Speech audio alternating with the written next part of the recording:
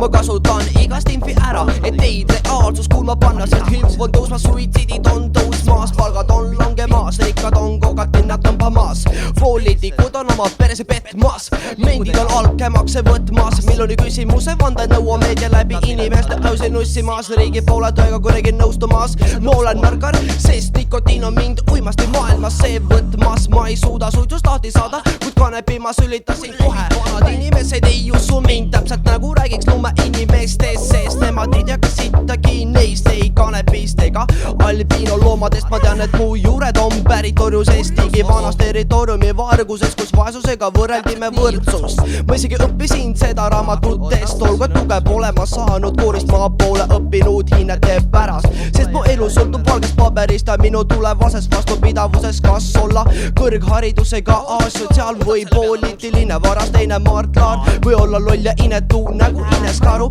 keda kaua aega jälgib juba Mati Kaal. Kuule, mida see lõvi saab uudist teha? Kurat, räpib. Ei ole nii.